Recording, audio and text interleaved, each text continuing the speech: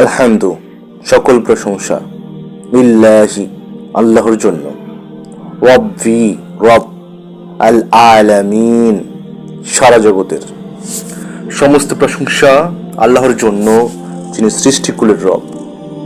All praise is due to Allah, Lord of the world.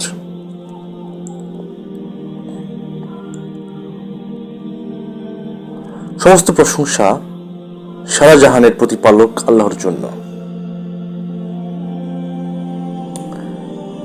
প্রশংসার প্রকৃত অধিকারী একমাত্র মহান আল্লাহই। কারো মধ্যে যদি কোনো গুণ, সৌন্দর্য এবং কৃতিত্ব থাকে, তবে তাও মহান আল্লাহ কর্তৃক সৃষ্ট। অতএব প্রশংসার অধিকারী তিনি।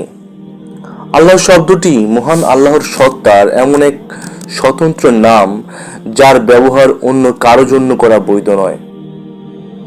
আলহামদুলিল্লাহ কৃতজ্ঞতা জ্ঞাপক বাক্য।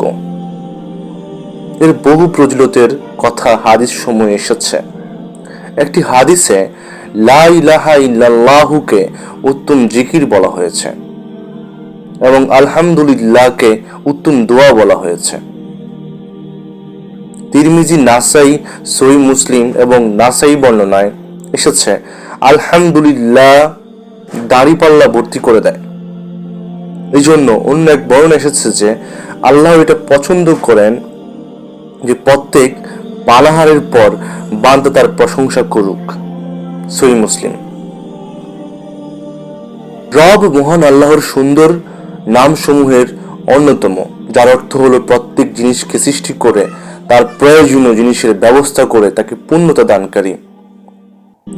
বিশ্বজাহান শব্দ বহুবচন, তবে সকল সৃষ্টির সমষ্টিকে আলাম বলা হয়।